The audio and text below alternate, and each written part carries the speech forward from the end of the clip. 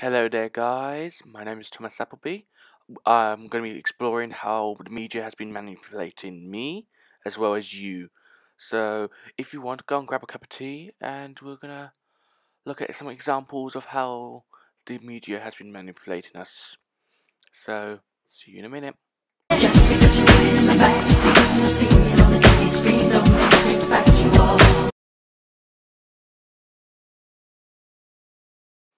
Okay, reality TV. Could be entertaining sometimes, could be a bit boring, could be good. It all depends what you fancy. Do you sometimes watch it yourself? Do I? Not really, I don't really watch TV myself that often. I sometimes do, but not that often. I sometimes watched a show called The Biggest Loser, which I'm going to be discussing about. But, yeah, reality TV. Majority of the ones you probably watch are not exactly reality TV. What do I mean by that? Well, let's look at The Biggest Loser for an example. So, if you didn't know, The Biggest Loser is exactly what you think it is. It's not exactly what you think it is, I mean. It's not where you just get a loser sort of person who is the biggest. And that's it. It's not exactly that. It's where overweight people compete for a week to try and lose weight. Well, that's what they want you to think anyway. That's what the show wants to make you think. They want to make you think they compete for a week trying to lose weight. It's not exactly like that. And you say, how do you know? Have you been on the show? No, I haven't been on the show. But I know someone who has, aka Andrew Costello, who was on the show in 2008. Well, the USA version of the TV show. On his time after the show was done, he was in a news article describing his time on the show. He then decided to describe what the producer will push you to do. I should say, not produce you to do, push you to do. They'll push you to cry and fights and tears, because that's what makes good TV. Because that's all they care about, making good TV to get more money, ad revenue, all that crap. So and you're wondering, so how did Andrew get pushed to be upset or get into fights or drama, whatever? The thing is, producers kept on pushing him by asking things like, "Do you miss your kids?" And obviously, that's going to cause a bit of the waterworks working on Andrew. And on a few times, he did broke down a few times. But who can blame him? I would have done the same if I was in his shoes. And then, if you've ever wondered, how did the contestant manage to lose 12 kilos in a single week? The thing is, I'm sorry to say it to you, but they don't. They actually do not lose 12 kilos at least a week. They do not. And the thing is, when they do the weigh-ins which the claim is each week, it's not every week. In fact, the longest gap for this was in Andrew's case. In fact, the longest gap for his weigh-in was 3.5 weeks. That's 25 days and a half. That's 25 days between the weigh-ins, not 7. 25. So Andrew, it felt like it was a scripted theatrical presentation. So make that of your own there, but that's not exactly reality TV there. That's basically doing a play and then moving the puppets up and down, which is not a really nice way of putting it, but that's what it sounds like. So, on to example number 2. Okay, touch-ups. Let's have a look at this young model here. See what happens when this company touches us up by doing a bit of Photoshop to try and sell more products to the consumers, by transforming her from what she looks now to a lusty beauty queen.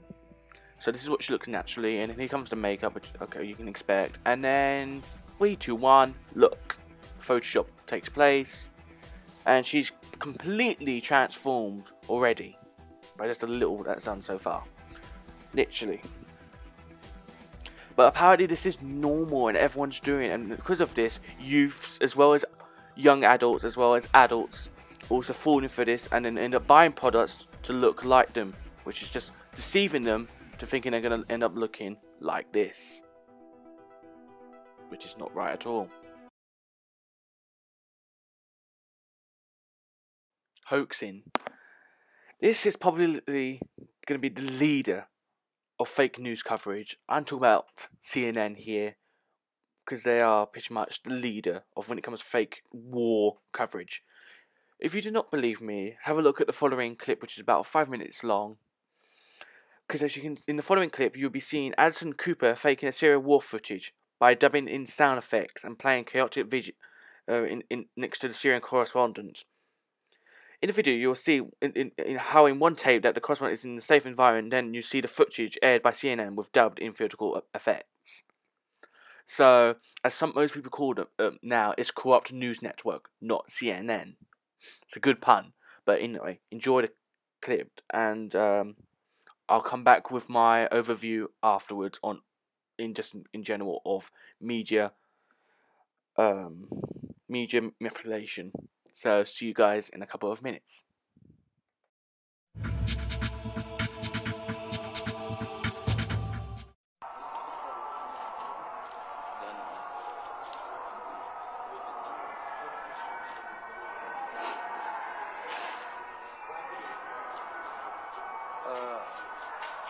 خلاص خليه جد معناته.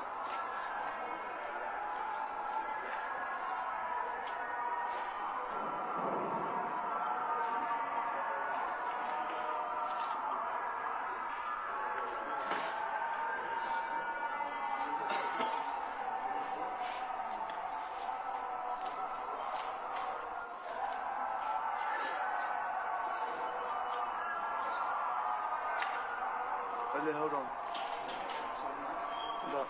لا سعودي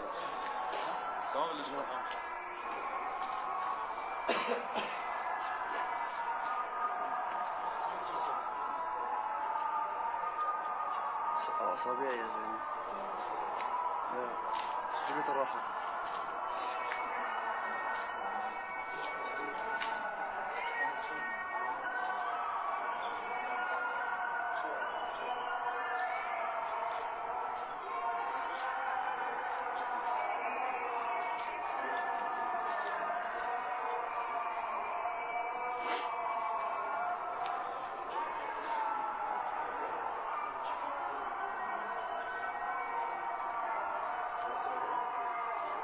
بدق لك 6 الويتنج يا زلمة. هلا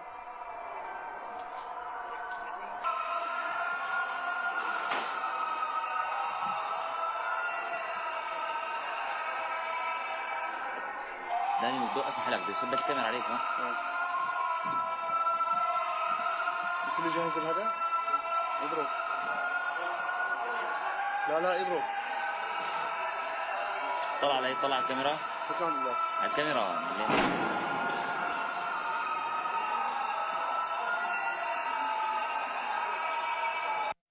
بس اللي جاهز هذا اضرب.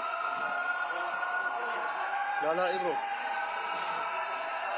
طلع على الكاميرا. حسام الله على الكاميرا.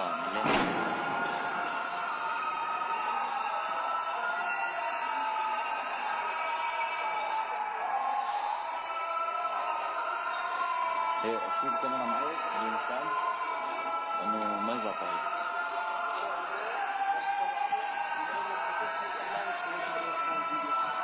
لا يا اخي حكى هذا على قسم الحديد. ايه بعرف.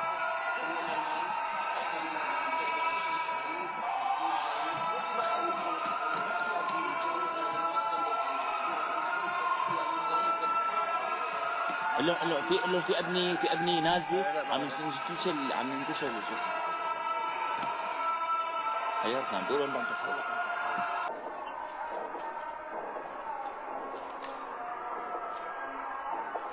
Yes, I can hear you, great.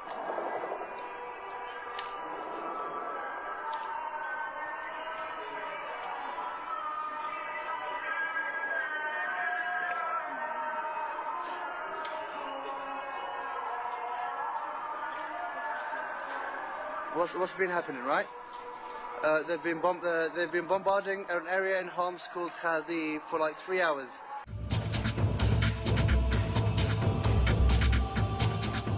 You say there could be as many as 200 dead just in the last hour or two?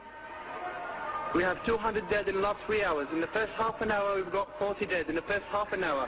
And we got the video up on YouTube. We have 200 dead in the last 3 hours. In the first half an hour, we've got 40 dead. In the first half an hour. And we got the video up on YouTube.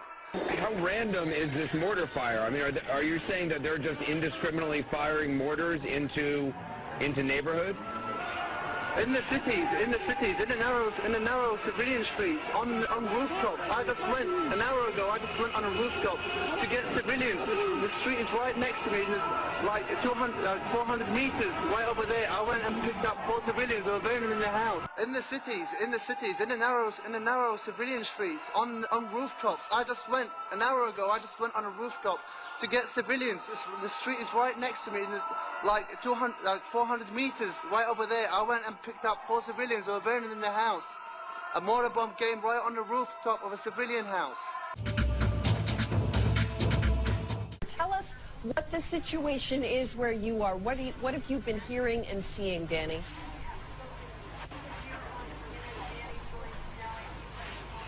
Alright, hi. The situation is really, really bad. They've been bombing for more than 4 or 5 hours now. We have more than 200 people dead, and no one's even doing anything about it. There's still human beings under the destruction of buildings. The situation is really, really bad. They've been bombing for more than 4 or 5 hours now. We have more than 200 people dead, and no one's even doing anything about it. There's still human beings under the destruction of buildings. The Red Crescent ambulance, they shot them more than once now for trying to help the people who need medication, the people who need moving to hospitals, to the field hospitals. There's still people in the middle of the road that we can't move them out the road. If we're going to try and move the bodies, you get shot. You get shot for trying to move the body. We can't get any medication inside the areas that need help. They're shooting at ambulance.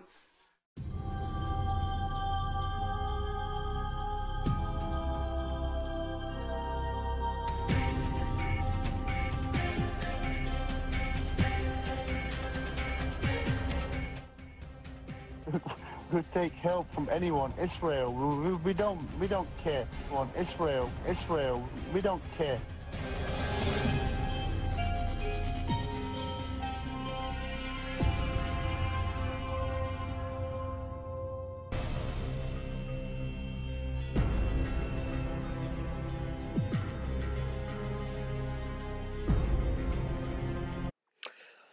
To the conclusion now of all of this madness, shall I say, whether it's for marketing or not for marketing purposes, the media industry is guilty of being subtle and not so subtle to influence our conscious and subconscious minds, to influence our opinions and behaviour on certain particular things we see and read.